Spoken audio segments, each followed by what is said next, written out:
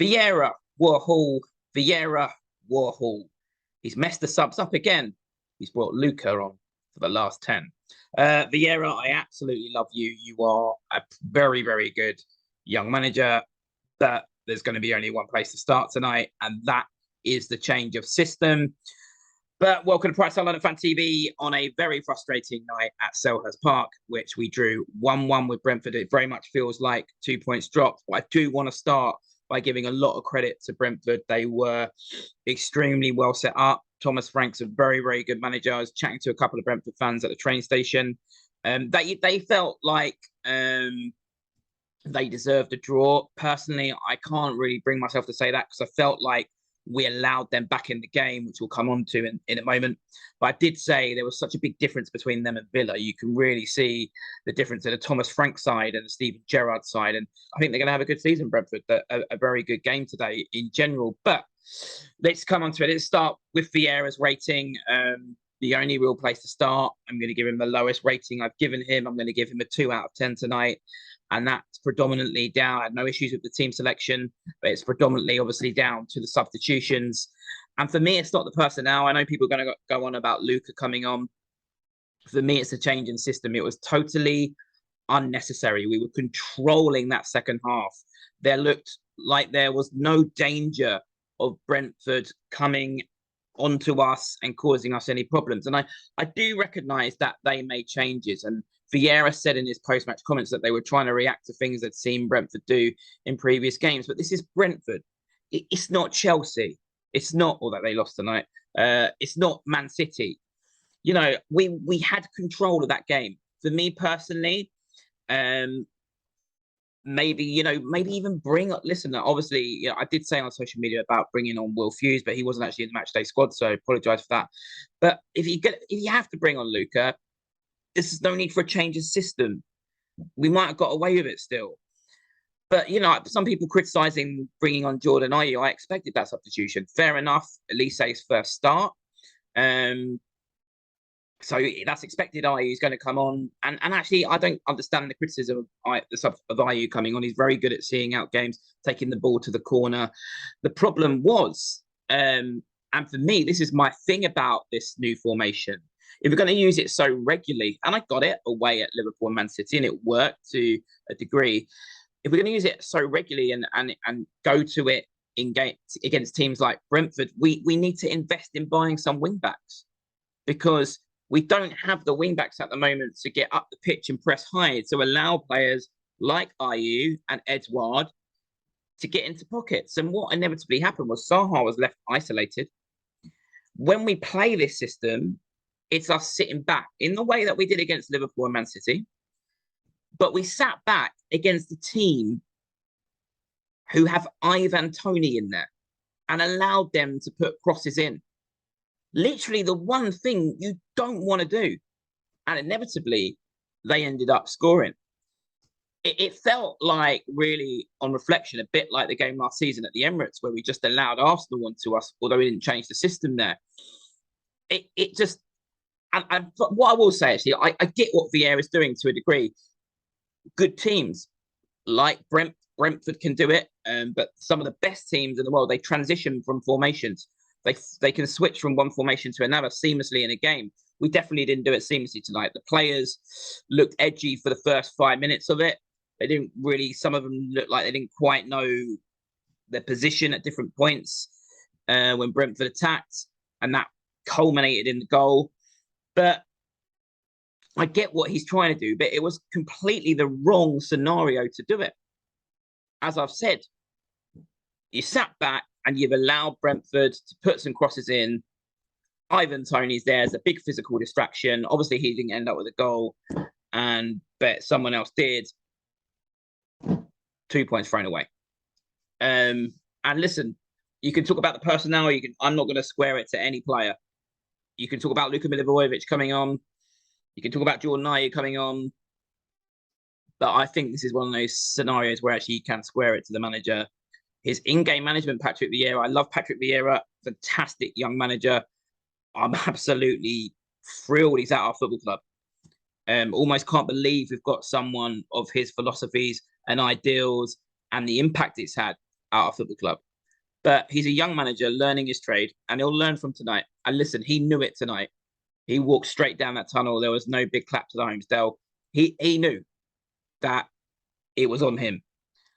And he'll learn from this and he'll grow from this. But his in-game management for me, and I've seen whispers of it on social media, other people have commented on it, but his in-game management for me has been a concern since the semi-final against Chelsea, where I thought he chased the game wrong, and tonight he tried to see out a game ineffectively with the substitutions, but in particular, the change of system that he did. He'll learn from it. It's a hard lesson, but it is 2 points dropped. And that's that. You know, he picked a good team.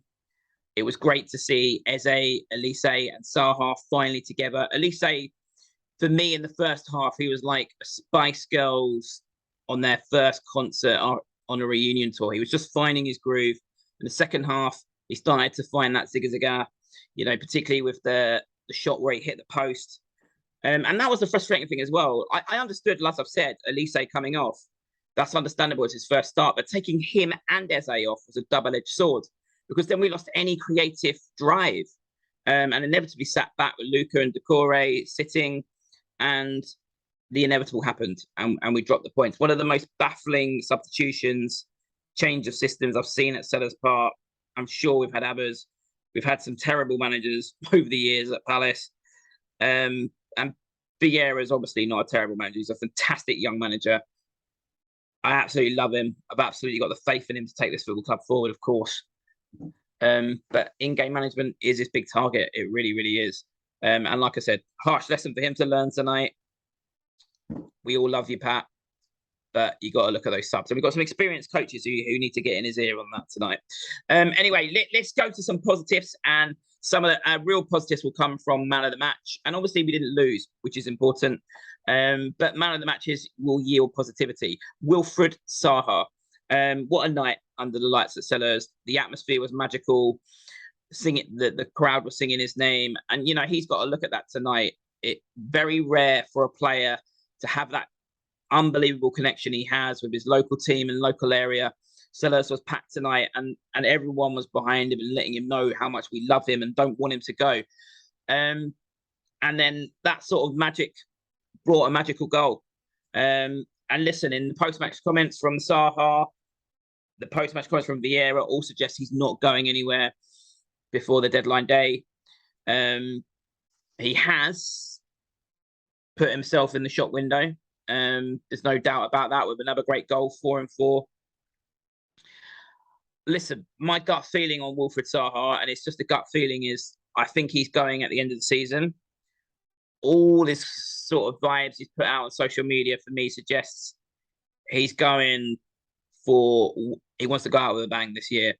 But for me, I think it'd be a no-brainer in some sense. If you looked at it objectively, for him to go on a free next summer, it'll be a last big contract for him somewhere, and potentially, you know, at a team with Champions League. My gut feeling is that he'll go to Arsenal next summer on a free. That's my gut feeling. That's all it is. I don't think Arsenal will pay a fee for him. I can't see the Kronkers doing that when they know they can get him for free next summer. I think it'd be a bit of a no-brainer for Arsenal. He can cover that front line. They don't really need to invest a massive fee in their front line. You know, they got Martinelli, Gabriel Jesus, and Saka. I think Zaha can get in that team. But at the moment, I don't think it's a priority position for them. On a free next summer, someone who can cover that front line as Wilf can, and Wilf will look at it. And I think Arsenal will have Champions League football by then as well, to be honest. I think he'll look at that. He's come out in the press before and talked about Arsenal liking them as a youngster. I saw an interview with him and Rio Ferdinand once where he said the Emirates was his favourite stadium. I can see it happening. And that'll be more than fair enough, by the way, because if Wilfried Zaha gives us another season, when quite clearly there could be a move out there for him that could even yield Champions League football for him, we really have to show him the love and respect. People talk about his attitude. Look at the attitude of Fofana at Leicester at the moment over a transfer compared to Wilfried Zaha. No one's going to talk about that in the media, but people should be talking about that in the media. What Wilfried Zaha has done for this football club. For me, a club in the bottom half hasn't been matched or hasn't been done since Matthew Le Tissier. in the 90s. It was a fantastic goal, but he's not my man of the match. My man of the match is Decore, who was unbelievable tonight. The way he broke up play, the way that his passing was not just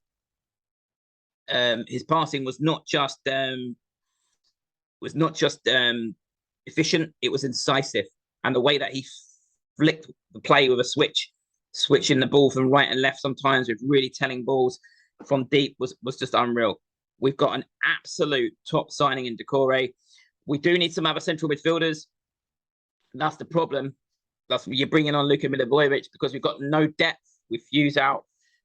To be fair to the club, they have tried to bring in Flynn Downs earlier on in the window, but that we were usurped by West Ham every transfer window. So in my opinion, we need to try and get a central midfielder before deadline day of any kind of quality, to be honest. There's going to be an upgrade on Luka. Been here so many times, good servant to the club, but the last 2 seasons, his time's come. I mean, I can and I can't believe we're going into a season with Luka Milivojevic still at the club. I really thought he'd be gone by now. I can believe it because we've got no cover. But anyone, even Billy Gilmore on loan, I'd rather bring Billy Gilmore on tonight than Luka. Let me know some suggestions for some central midfielders in the comments below. But I'm absolutely giving Decore man of the match for me. He ran that show. And don't underestimate the job he's got on there in that holding role, because Schlupp and Eze are very much of an attacking mindset. And he has a big job in that anchoring role, not just breaking up play, but the way he then starts us up on new attacks is a game changer from Kiate. Although, to be honest, I think Kiate is a loss. You'd rather have brought Kiate on tonight than Luka.